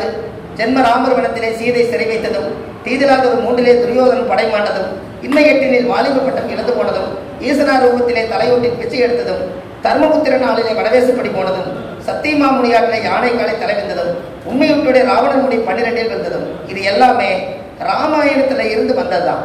அப்ப ஆதி காலத்துல முன்னோர்கள் எல்லாம் அந்த காலத்துல எதிரி அழிக்கும் சக்தி யாருக்கு கொடுத்திருக்காங்கன்னா ராமர் தான். இந்த ராமன் பேர் வச்சவங்க எல்லாம் ஒரு ரவுடியா இருந்து ஒரு மனுஷனை மாறுவாங்க. கரெக்டா நீங்க சொல்லுங்க சார். ராமன் யாரு பேர் இருந்தாலும் சரி, முதல் ரவுடி, அதுக்கப்புறம் ஊருக்கு அடங்க மாட்டார், அதுக்கப்புறம் குடும்பத்துக்கு அடங்கி, அப்புறம் தாய்க்கு அடங்கி, அதுக்கப்புறம் தான் வாழ்வார். அந்த ராமன் பேர் வச்சிருக்கு அப்படின்னா ராமனாவே வாழ்ந்தவருக்கு எத்தனை பிரச்சனை? கரெக்டுங்களா? அந்த பொருள் நம்ம கிட்ட கிடைச்சது. நாங்கள் அதை வச்சு டெய்லி காலையில் நைவேத்தியம் பண்ணி பூஜையில் வச்சு சாமி போடுறோம். அந்த கையில் எடுத்து இப்படி வச்சு பார்த்தோம்னா இந்த எதிரிகளை அழிக்கும் சக்தியும் இழந்ததெல்லாம் மீண்டும் வரக்கூடிய சக்தியும் ராமருக்கு தான் இருக்குது. அதனால தான் இப்போ அயோத்தியில இத்தனை அந்த பூமி ஜென்ம பூமி விட்டுட்டு போய் இழந்ததெல்லாம் மீண்டும் வந்து இன்னைக்கு கொடி கட்டி இன்னைக்கு அவர் கும்பாபிஷேகம் நடந்து பிரதிஷ்டை ஆயிடுச்சு. அப்போ அந்த காலத்துல இருந்து யாராவது எதிரிகள் தொலை இருந்தாலோ, நம்மளுக்கு மர்மமா சூழ்ச்சி பண்ணிருந்தாலோ, இந்த 6ஆம் பாவம் வேலை செய்யறீங்கிறாங்களோ, அயோத்தி ஒரு முறை போய் மண்ணை மிதிச்சுட்டு வந்துட்டா அது வேலை செய்வா செய்யாதா? சார், ராமருடைய பவர் அது உலகம் பூரா அரங்கேற்றம் ஆகணுங்கிறதுக்காக அவங்க ஸ்ரீராம ஜெயம் உலகம் பூரா உருவேற்றிட்டாங்களா ஐயா? எல்லா வீட்லயும் விளக்கு போட்டாங்க, எல்லா வீட்லயும் பண்ணாங்க. இந்த ஊருக்கு ஒரு நல்ல காலம் வரப்போகுதுங்க. நம்ம ஊரு, திருப்பூர், பல்லடம் இதுக்கெல்லாம் வரும். என்ன காரணம் கேளுங்க. இப்ப சமீபத்துல மோடி ஐயா இங்க வந்துட்டு போனாரா இல்லையா? சரி, எதுக்கு வந்தாருன்னு சொல்லுங்க. எதுக்கு வந்தாருங்க சார்? 48 நாள் நடைபயணம் போய் நிறைவுக்காக இங்க வச்சு ஒரு பூஜை பண்ணி சாமி கும்பிட்டாங்க, அதானே? ஆனா அவர் பெரிய இழந்தது 500 வருஷமான பிரச்சனையை மீண்டு பிரதிஷ்டை பண்ணிட்டு வந்து இங்க வந்தா முடிச்சு விடுனாங்க. அப்ப இந்த இடத்துக்கு நல்லது வருமா வராதா சார்? அவருக்கு தான் இந்த பவர் கொடுத்துருக்குது சார். கடவுள் அவர் அனுச நட்சத்திரம், தாய் சொல்லை தட்டாத உரையது. யாராவது அனுச நட்சத்திரம் இருக்கீங்களா? அனுசு கிடைக்க ரொம்ப ரேருங்க, அவ்வளவு சீக்கிரம் பிடிச்சிட்டு வர முடியாது. அனுசம் தாய் சொல்லை தட்டாது. சாப்பாடு போய் வாங்கிட்டு வாங்கன்னு சொன்னா பொண்டாட்டிக்கு ஒரு பார்சல், அம்மாவுக்கு ஒரு பார்சல் வாங்கி ஃபர்ஸ்ட் அம்மா வீட்டில் கொடுத்து போட்டு அப்புறம் பொண்டாட்டி வீட்டுக்கு போகும். அப்ப அனுசு எவ்வளவு விஷயம்? ஏன்னா அனுசத்திலேயே சந்திர நேசம் அடிமையாவே பிறந்துருச்சு அதுக்கு. ஆனா அவரும் அப்படித்தான். அவர் சந்திர நேசம். அவருடைய இறப்பு காரியத்து வரைக்கும் கடைசி வரைக்கும் தாயுடைய கருவறையில இருந்து தொப்புள் கொடி அறுத்து இதுவரைக்கும் ஒரு மனுஷனாய் இருந்து கூட கடைசி காலத்துல ஈம காரியத்து வரைக்கும் மோடி ஐயா இருந்து கரெக்டா பண்ணாரு. அப்ப கண்டிப்பா தாய் சொல்லை தட்டாத அனுசு தானே? ஏன் நட்சத்திரம் கரெக்டா வேலை செய்யுது இல்லையா சொல்லுங்க? நட்சத்திரம் வேலை செய்யுது. அனுசம் இருக்கிற வீட்டுல அந்த தாய் இருந்தா தாய்க்கு முக்கியத்துவம் கட்டாயமா கொடுக்கும். இது மனைவியை நீங்க கூட்டு குடும்பமா இருக்கும்னு நினைக்கிற ஒரே நட்சத்திரம் எதுன்னு சொல்லுங்க சொல்லுங்க சார். அனுசம் தான் கூட்டு குடும்பம், அதான் தாயை விடாதுன்னு சொல்லிட்டேன். அனுசம் வந்து பொண்டாட்டி எத்தனை பிரச்சனை பண்ணாலும் எங்க அம்மா நான் விட்டு வரமாட்டேன். எங்க அம்மாவை கூட்டிட்டு வந்து எங்க அம்மா சொல்றதோட சோறு போடு, அதை நல்லா கவனிச்சுக்கோ, நான் உன்னை நல்லா வாழ்க்கை கொடுக்குறேன். இதைத்தான் சத்திய வாக்கா சொல்லுங்க. இது அனுசு யாருக்கிட்ட வேணாலும் இதை சொல்லி பாருங்க. ஜாதகம் பார்க்க வந்தோடனே அம்மாவை தூக்கி விட்டுருங்க. அனுசத்துக்காரங்கிட்ட நீங்க நல்ல தோசைன்னு சொல்லிடுறாரு, புரிஞ்சுங்களா? எடுத்தோடனே பொண்டாட்டி எடுத்துருந்தீங்கன்னா அம்மாவை மட்டும் தெரிவிச்சார்ல, இந்த தோசையை விட்டு வேற தோசை கிட்ட போலாம். அப்ப எவ்வளவு பாசம் இருக்குன்னு பாத்தீங்களா? என்ன சார் புரியுதுங்களா? பாசம் எங்க இருக்குன்னு பாத்தீங்களா? அந்த அனுசம். அது ஏன் அப்படின்னா காலச்சக்கரத்துக்கு 8வது வீட்டுல தான் அனுசம் பிறகுது. கரெக்டுங்களா ஐயா? அதானே? ஒரு மனிதன் இறந்துட்டாங்கன்னா லக்னம் மேச லக்னம், லக்னாதிபதி எந்த வீட்டுல போய் நீசமாவாரு? கடகத்துல. அப்ப இந்த உயிர் எங்க போயிருச்சுன்னா 4ஆம் இடத்துக்கு போயிருச்சு. ஒரு உயிர் இறந்துருச்சு. அந்த சந்திரனுங்கிற உடம்ப எடுத்து கொண்டு வந்து புதைக்கிற இடம் வந்து 8ஆம் இடம். கரெக்டுங்களா? அங்க அனுச நட்சத்திரத்திலேயே சந்திரன் நீசமானதுனால விருச்சிகம் என்பது கூலி, செவ்வாய் என்பது கடப்பாறை, மம்முட்டி எல்லாம் தோண்டி காலத்துக்கு 8ஆம் இடம் அடக்கம்னு வச்சு 10ஆம் பாவ கர்மகாரியத்தை செய்யறது அனுசன் தான் செய்யுது. அப்ப காலச்சக்கரத்துக்குள்ள இருக்குதா இல்லைங்களா ஐயா? கரெக்ட் தானே? அப்ப முன்னோர்கள் அந்த காலத்துல இப்படி எல்லாம் தான் பரிகாரங்களை ஆதி காலத்துல அதை எடுத்திருக்காங்க. ஏன் நம்மளால வந்து நவகிரக கோயிலுக்கு மட்டும் போயிட்டு வந்துட்டேன்? ஏன்னா ஜோசிம்பாக்கு வந்தவர் அதே சொல்றாரு, நான் 9 நவகிரக கோயில் போயிட்டு வந்துட்டேங்க, எல்லா யாக பூஜை எல்லாம் பண்ணிட்டு வந்துட்டேன், எனக்கு எல்லா ஜோசியமும் எல்லாம் ஒரு வழியை காமிக்கிறாங்க, ஆனா நான் முன்னேறவே இல்லை அப்படின்னா முதல் நம்ம ஜாதகத்துல சொல்லும் போதே நீங்க என்ன சொல்லணும்னா, இந்த ஜாதகத்தை நம்ம பார்த்த உடனேமே நீ பிறக்கும் போதே இந்த கர்ம வினையெல்லாம் அனுபவித்து பிறந்திருக்கிற. மற்றவனை பார்த்து இடம் வாங்கல, வீடு வாசல் கட்டல, தொழில்துறை அமைக்கல, மனைவி அந்த மனைவி போல என் மனைவி இல்லை நீங்க நினைக்கிறதே முதல் தப்பு தான். எனக்கு உங்க ஜாதகத்துல பிறக்கும் போதே யாரோ ஒருத்தரை ஃபாலோ பண்ணி இவர் கேட்டு வர்றாரு. நம்ம ஜாதகத்துல அது என்ன விதி பயனுக்குது அதான் நடக்கு. அது மாறுங்களா? வழிகாட்டுறதுக்கு கால அளவை சொல்றதுக்கு ஜோதிடம் தேவை. கரெக்டுங்களா? வேற ஏதாவது மாற்ற முடியுமா? அப்ப அந்த அளவு போல வரும்போதே நீங்க வந்து பெரிய ஆசையை காமிக்காம உங்களுடைய ஜாதகத்துல இதுதான் நடக்கும், இப்படித்தான் நீங்க வளருவீங்கன்னு சொல்லிட்டோம்னா எதிர்பார்ப்பு குறைஞ்சிருமில்லங்க. எதிர்பார்ப்பு அதிகமா நீங்க தூக்கி விட்டீங்கன்னா ஏன் நடக்கலன்னு திருப்பி அது நம்மகிட்டே வரும். ஐயா கரெக்டா? இதுக்கு காரணம் ஜாதகம் பார்க்கும்போது அப்படிதான் வரும். நம்மகிட்ட ஜாதகம் பார்க்க வருவார், முதல் அவருடைய சந்திரனவோ என்னங்க அவருடைய சந்திரனவோ இல்ல அவருடைய லக்கணத்துக்கோ என் ஜாதகத்தில் இருக்கிற குரு அவரை பார்த்தா தான் நான் பரிகாரம் பண்ண பழிக்கு, இல்லைன்னா அவரை நானே காப்பாற்ற முடியாது. எப்படி புரிஞ்சுக்கலாம் ஐயா? அவர் ஒரு உயிர், அது லக்கணம். அவருடைய சந்திரன், அவரோட உடம்பு, இந்த 2 உடம்பையும் அவருக்கு நான் கரண்ட் கொடுக்கணும்னா நான் பரிகாரம் பண்ணி மனசார நான் கடவுளை பிரார்த்தனை பண்ணி நான் நவகலச பூஜை பண்ணி அவர் நல்லா இருக்குன்னு பிரார்த்தனை பண்ணோம்னா முதல்ல ஏன் ஜாதகத்தில் இருக்கிற குரு போய் அவருக்கு ஆசீர்வாதம் பண்றதுக்கு அவருக்கு லக்னத்துக்கு ராசிக்கு தொடர்பு இல்லைன்னா பரிகாரம் எப்படி பழிக்கும்? ஐயா கரெக்டா? இப்படி இல்லைன்னா இல்லைங்க உங்களுக்கு தான் பரிகாரம் பண்ணணும்னு நினைச்சாருன்னா நீங்க என்ன பண்ணணும்னா நம்மளோட இணைய நண்பர் இருப்பார் பாருங்க, அவரோட ஜாதகத்தில் இருக்கிற குருவாவது இவரை பார்க்குற மாதிரி வச்சுதான் நீங்க பரிகாரம் பண்ணணும். அப்பதான் பழிக்கு. சார் நானே பண்ணணும்னு நினைச்சாரு, என் ஜாதகத்தில் அந்த ப்ராப்ளம் இல்லை, ஆனா எங்கிட்ட பண்ணணுங்கிறாரு. அப்ப நான் என்ன தயார் பண்ணணுங்க? நம்ம சைட்ல யாராவது ஒருத்தர் ஐயா கூட வந்திருப்பாங்க, இப்போ ஐயா கூட 4-5 பேர் வந்திருப்பாங்க. அவரை நம்பி இருப்பாங்க இல்லைங்களா? இவருக்கு ஐயா கூட 4-5 பேர் வந்திருப்பாங்க. ஐயாவை நம்பி தான் 4 பேர் இருப்பாங்க. அவங்களுக்கு இவங்க பார்த்து நல்லது செய்யறாங்க. சரி போ, நான் வராட்டி என் சிசி வருவா, நீ நல்லா இருக்கும்னு ஐயா சொல்லுவாரு. அவரோட ஜாதகத்துல இருக்க குரு பார்த்தாலும் இவர் ஆசீர்வாதம் வேலை செய்யணும்னு சொல்லுது. ஐயா புரியுதா? அப்போ நீங்க ஒரு மாநாடு நடத்தினாலும், ஒரு யாகம் நடத்தினாலும், ஒரு தொழில் யாகம் பண்ணினாலும், ஏதாவது ஒண்ணு பண்ணோம்னா நம்ம அந்த பிராமணர் வந்து நம்மளுக்கு கணபதி பூஜை பண்ணி கொடுக்கறதா இருந்தாலும் அந்த குடும்பத்துக்கு நம்மளுடைய சந்திரனா அவர் ஜாதகத்தில் இருக்கிற குரு பார்த்தா தான் அந்த பூஜை வந்து முழுமையா பலிதமாகும். அதுக்கு நம்ம முதல் தயார் நிலையில இருக்கணும் அப்படிங்கறத அந்த பரிகாரம் சொல்லுது. அப்ப அது எவ்வளவு பெரிய விஷயம் பாருங்க. அப்போ முன்னோர்கள் அந்த காலத்துல 4 நட்சத்திர கிழமை திதி யோகம் கரணம் இது எல்லாம் கால்குலேஷன் பண்ணி காலம் வர வரைக்கும் வெயிட் பண்ணி அந்த நாள் பார்த்து பூஜை வைப்பாங்க. அது பலிதமாச்சு. இது நினைச்சா இன்னைக்கு பண்ணிடலாமான்னு கூகுள் பேல பணம் போடுறாங்க, நாளைக்கு காலையில பூஜையில உட்காந்துக்கலாங்கிறாங்க. இது எப்படி ரெடிமேடு பரிகாரம் வேலை செய்யணும்னு சொல்லுங்க, பிரச்சனை தானே? அதனாலதான் 4 நட்சத்திர கிழமையை நம்ம குறிக்கணும். அதுக்கு இப்ப நான் காலையில என்ன பண்ணிட்டு இருக்கிறேன்னா, இந்த ராசி வீடு இருக்கு இல்லைங்களா, 12 வீடு.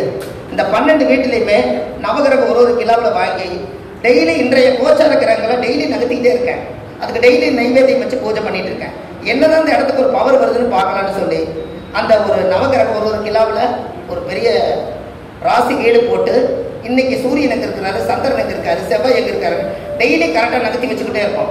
அந்த இடத்துக்கு என்ன பவர் வருதுன்னு பார்க்கலாம் அப்படின்னு. இப்போ நீங்களும் ஒரு ஜாதக கட்டத்தை போட்டு சின்ன சிலையா வாங்கி இன்னைக்கு கோச்சாரத்தை நீங்களும் வைக்கலாம்ல இல்லைங்கய்யா? உங்களுக்கு வேலை செய்யுமில்லங்க. அது வேலை செஞ்சதுன்னா நம்ம கிட்ட இருக்கிற பவரை இன்னொருத்தர் கொடுக்கலாம்லங்க. இப்ப இதெல்லாம் வந்து இறைவனுடைய அருளால ஆதிகால பரிகாரம்னு சொல்லி இந்த 1767 பரிகாரம் நம்ம எழுதியிருக்கோம். அடுத்தது என்ன எழுதியிருக்குன்னா 1330 சாபங்கள். நான் சண்டை வரும்போதெல்லாம் போய் பக்கத்தில் நிற்கிறேன். அவர் கோபத்தில் எப்படி சாபம் கொடுப்பாரு பார்க்கலாம், செக் பண்றேங்க. புரியுதுங்களா? ஒரு நெட்ல சர்ச் பண்ணீங்கன்னா வெறும் 13 சாபம் தான் இன்டர்நெட்லயே இருக்குதுங்க. வெறும் 13 சாபம் தான் இருக்கு. நான் இப்ப வரைக்கும் எவ்வளவு எடுத்திருக்கேன்னா 460 சாபம் உலகத்துல கண்டுபிடிச்சிருக்கேன். இந்த 460 சாபத்துக்கும் பரிகாரம் அடிச்சுட்டு இருக்கிறேன். 1330 குறளை திருவள்ளுவர் எழுதுற மாதிரி 1330 சாபத்துக்கு உண்டான பரிகாரத்தை எழுதி இப்படி ஒரு புத்தகமா எழுதி ஜோசியர்களுக்கு விநியோகம் பண்ணிட்டோம்னா அந்த கண்டென்ட் இருக்கும் இல்லைங்களா? இன்னொரு முப்பிரவி சாபம், கன்னிப்பெண் சாபம், இந்த மாதிரி பித்திரு சாபம், அமங்கலி சாபம், சுமங்கலி சாபம், பேசி சாபம், இந்த மாதிரி கர்ப்பிணி சாபம், இப்படி எல்லா சாபங்களுமே 1330 நீங்க படிச்சுட்டீங்கன்னா அந்த புத்தகத்துல டைட்டில் படிச்சாலே பாவம் செய்யறதுக்கு பயப்படுவாங்க. அதுக்காக அந்த புக் எழுதுறேன். அது இன்னமும் குறைய 5 கிலோ குறையுங்க. 5 கிலோ குறைஞ்சு பண்ணிக்கலாம். இன்னும் எனர்ஜி குறையுது. என்ன கார் நம்மளே ஓட்டிக்கிறோங்களா? இருக்கலாம். கடவுள் புண்ணியத்துல எனர்ஜி இருந்தா நம்ம 1330 சாபத்துக்கும் ஏதோ அடுத்த வருஷம் 2025 கூட, இது 2024ங்க. நான் 25ஆம் தேதி பிறந்ததுனால 2025 கூட இன்னொரு 800 சாபம் அடிச்சு இந்த ஜோசியர்களுக்கு எல்லாத்துக்கும் ஜோசியர்கள் வீட்ல எல்லாம் கண்டிப்பா இந்த பரிகார புக்கு இருக்கணுங்க. என்ன காரணம்னா எழுதுனது ஒரு பெரிய விஷயம் இல்லை, வியாபார நோக்கம் கிடையாது. அதுக்குள்ள இத்தனை பரிகாரத்தையும் ஒரு கிளாஸ் போட்டாங்கன்னா ஒரு 20 பரிகாரம் ஒரு நாள் கூட சொல்லலாம். 1700 பரிகாரம் ஒரு புத்தகத்துல இருக்குதுன்னா அந்த புத்தகத்தை அப்படியே எடுத்துட்டு போய் முழுசா படிச்சா உங்களுக்கு ஒரு ஐடியா பிறக்குமல்ல. என்னங்க ஐயா, அன்னைக்கு ஒரு 3 பேர் ரொம்ப கஷ்டப்பட்டு இந்த புக்கு வாங்க வந்தாங்க. ஐயா உங்க பேர் சொல்லுங்க. என்னங்க ஐயா? ஐயா நீங்க எங்க இருந்து வந்தீங்க? என்னங்க அது எங்க இருக்கீங்க? வாழப்பாடி சார். அங்கிருந்து பஸ்லயே வந்துங்க ஐயா. நம்ம ஆபீஸை கண்டுபிடிக்க ரொம்ப கஷ்டம். திருப்பூர்ல இருந்து வந்து பஸ்லயே வந்து ரொம்ப சிரமப்பட்டு 3 பேர் ஐயா வந்து 3 பேர் போட்டோ எடுத்து இந்த புத்தகத்தை வாங்கிட்டு போனாங்க. அவங்களுக்கு எவ்வளவு ஒரு மனசு இருந்தா இந்த புத்தகத்தை வாங்கி அதில் என்னதான் இருக்குன்னு பார்க்கலாம்னு சொல்லி ஐயா வந்தார். உட்காருங்க ஐயா. அவங்க வந்தா 3 பேர் வந்தாங்க. அவங்க ஒரு இது நடத்துறாங்க, ஒரு ட்ரஸ்ட் மாதிரி. எங்களுக்கு நீங்க கண்டிப்பா வந்து கொஞ்சம் பேசி கொடுங்க அப்படின்னாங்க. அந்த புத்தகம் வாங்குறதுக்கு வந்தாங்க. அப்ப அவங்களுக்கு அந்த ஆதங்க ஜோதிடத்து மேல எவ்வளவு தூரம் ஆர்வம் இருக்குது பாருங்களேன். என்னங்க இன்னைக்கு ஒருத்தர் வந்திருக்கிறாருங்களே ஐயா. ஐயா ஒருத்தர், ஐயா நீங்க எந்திரிங்க ஐயா, இங்க வாங்கல. சரிங்க, இது வியாபார நோக்கம் இல்லை. ஐயாவுனால புத்தகம் வாங்குறதுக்கு பணம் கிடையாது. என்னங்க இந்த புத்தகம் வாங்குறதுக்கு பணம் கிடையாது. ஐயா வந்து ஆர்வம் ரொம்ப. நேற்றுக்கு ஐயாவுக்கு நான் காசே இல்லாம அவர் அவ்வளவு இந்த புத்தகத்தை வாங்கி படிக்கணும்னு ரொம்ப ஆர்வம். நான் ஒரு புத்தகத்தை ஐயாவுக்கு சமர்ப்பணம் பண்ணேன். இது வியாபார நோக்கம் இல்லைங்க. எங்களை பணம் இருந்தால் உங்கள்கிட்ட வந்துடும், கவலைப்படாதீங்க. அவர் வயசுக்கு பாருங்க, அவர் எதாவது படிச்சதை லட்சக்கணக்கில் சம்பாதிக்க போறாரு இல்லை. ஆனால் அவருக்கு அந்த ஆர்வம் ஜோசியத்து மேலே அவ்வளோ ஆர்வமாக இருக்கிறவங்களுக்கு இந்த புக்கு துடிக்குது. ஆனால் நம்மகிட்ட அது இருக்குது. ஆனால் இது ஆர்வம் துடிக்கிறவங்க போனால் தான் இது வேலை செய்யும். இந்த புத்தகத்தை கொடுத்தோன்னே அவர் நைட் தலைமைட்டு கடையிலேயே வச்சு படுத்து அவர் அங்கேருந்து மதுரை இங்கே வந்துட்டார். நேற்று நான் மதுரை தானே கொடுத்தேன். அப்போ எவ்வளோ தூரம் இங்கே மீட்டிங் வந்துட்டே இருப்பாருங்களேன். அப்போ ஜோதிடம் எவ்வளோ தூரம் வாழுது இல்லையா? அதனால தான் பெரிய ஒரு சந்தோஷம், மகிழ்ச்சியான ஒரு சந்தோஷம். இப்போ 3 நாள் ஆச்சுங்க. 2 நாள் அங்கே மாநாடு, மதுரை மீனாட்சி கோயிலில் பூஜை கழிச்சுட்டு போயிட்டோம். இப்போ இதோடவே நேராக ராஜசார் ஐயா வந்து உடனே கூப்பிட்டு நீங்கள் இங்கே உங்களுக்கு இது போட்டிருக்குது 2 மணிக்கு நீங்கள் பேசி ஆகணுன்ட்டார். அந்த 2 மணிக்கு தகுந்த மாதிரியே வண்டி ஓட்டிட்டு வந்து கரெக்டாக ஐயா கிட்ட வந்தோடனே நம்ம பெரிய ஐயா இங்கே இருந்தார், நம்ம சில்ராஸ் ஐயா உள்ளே வந்து பார்த்தது எனக்கு ஆச்சரியம். நீங்கள் எப்போ வந்தீங்க கேட்டால் நான் இப்போ தானே வந்தேன், நீங்களுமே வண்டியில். ரொம்ப சந்தோஷமாக ஒரு குருமார்களை சந்திக்கும் போது சந்தோஷமா இருக்கா இல்லைங்களா? அதுதாங்கம்மா வேணும். வேற என்ன? நீங்கள் பணம் சம்பாதிக்க போறீங்க சார். பணம் இருந்தாலும் உங்களுக்கே தெரியாது, பணம் இல்லாவிட்டால் உங்களை யாருக்குமே தெரியாது. அதான் உலகம். அதுதான் ரொம்ப அதிகமாக பணம் வந்தாலும் உங்களுக்கே தெரியாது, இல்லைனாலும் உங்களை யாருக்குமே தெரியாது. இதான் உலகம். ஒரு சமநோக்கமாக வாழ்றதுக்கு 400 கோடி ரூபாய் சம்பாதிச்சாலும் 4 இட்லிக்கு மேலே சாப்பிட முடியாது சொல்லியிருக்கிறேன் இல்லையா? என்னங்கம்மா, 400 கோடி ரூபாய் சம்பாதிச்சாலும் 4 இட்லிக்கு மேலே சாப்பிட முடியுமா? அதனால எங்ககிட்ட எவ்வளவு காசு வந்தாலும் ஜோதிட இனத்துக்கே போய் சேருங்கிறது எங்களுடைய சத்திய வாக்கு. நம்ம அதை செஞ்சுட்டு இருக்கிறோம் சார். இப்போ 3,000 கொடுத்த ஐயா ஒரு புக்கு வாங்கினாரு. இது அவர் பணத்தை வாங்கி நாங்கள் சோப்பில் வச்சுட்டோம். ஆனால் இன்னொரு புக்கு வாங்கி அவருக்கு கொடுத்தோம். அப்போ இது பரிவர்த்தனை ஆகுதே இல்லைங்களா? நான் ஏற்கனவே சொன்னேன், என் ஜாதகத்தில் பரிவர்த்தனை யோகம், செவ்வாயும் சூரியனும் பரிவர்த்தனை யோகம். சூரியனார் கோயில போய் செவ்வாய்க்கிழமை மணிக்கு தூங்கி எந்திரிங்க. எனக்கு சூரியனார் கோயில கும்பகோணத்தில் போய் செவ்வாய்க்கிழமை மணிக்கு சூரிய கோயில் போய் படுத்துங்க. ஞாயிற்றுக்கிழமைக்கு வைத்தீஸ்வரர் கோயில் போய் படுத்துங்க. பரிவர்த்தனை யோகம் வேலை செய்யணும்னு சொல்லியிருக்கேன். என்னங்க ஐயா, இது நீங்க பிறக்கும் போது கிரகம் எப்படி இருக்குதோ நீங்க அப்படியே வாழ்ந்துட்டு போங்கன்னு சொல்றேன். இதுக்கு எதிர்த்து செஞ்சீங்கன்னா மட்டும்தான் கிரகம் உங்களை அடிக்குது. எனக்கு இப்ப என் ஜாதகத்துல 2 கிரகம் வக்கரம். புரிஞ்சுக்கலாமா? 2 கிரகம் வக்கரம், குரு சனி வக்கரம். அப்ப எங்க இருக்குதுன்னா 10ல் இருக்குது குரு சனி வக்கரம். இந்த குரு சனி வக்கரத்தை நிவர்த்தி பண்ணணும் இல்லையா? இதுக்கு நான் என்ன பண்ணிடுறேன்னு கேட்டீங்கன்னா, மாசம் பூர நட்சத்திரம் வர்ற அன்னைக்கு வக்கரகாளி அம்மன் கோயில ஒரு அபிஷேக பூஜை பண்ணி ஒரு பிரசாதத்தை வாங்கி தண்ணீர் போட்டு இங்க நான் குடிச்சுக்கிறேன். வக்கர நிவர்த்தி ஆகுது. அந்த வக்கரகாளி அம்மன் கோயிலுக்கு தலைங்கம்மா திருவக்கரை, விழுப்புரம் மாவட்டம் திருவக்கரை வக்கரகாளி அம்மன் குண்டலி சித்தர் தவம் பண்ண இடம். அங்க போய் பார்த்தா வக்கரத்துக்கு தான் முக்கியத்துவம் கொடுத்துருக்காங்க.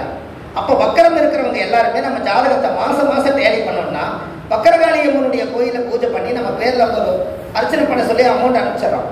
அங்கிருந்து ஒரு தீர்த்தம் திருநூறு வருது. இதை வாங்கி குளிச்சு நம்ம ஜாதகத்தை வக்கரத்தை நிவர்த்தி பண்ணிட்டா இன்னொருத்தரோட ஜாதகத்துக்கு வக்கர நிவர்த்திக்கு அந்த கோயில் நம்ம சொல்லல.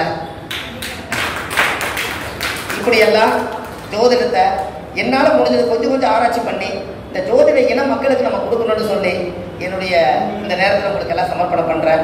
நம்ம அர்த்தநாரீஸ்வருடைய ஆசீர்வாதம் தான். ராஜா சங்கர் ஐயா வந்து எப்படி மாசம் நம்மளுக்கு ஏதாவது ஒன்று நீங்க வாங்கன்னு கூப்பிட்டு சொல்லுவாரு. நானே சொன்னேன், இன்னைக்கு நீங்க அன்னதானமெல்லாம் செய்யணும், அவங்க வயிறார சாப்பிடணும். என்னுடைய இது ஒரே தாட் அதாங்க.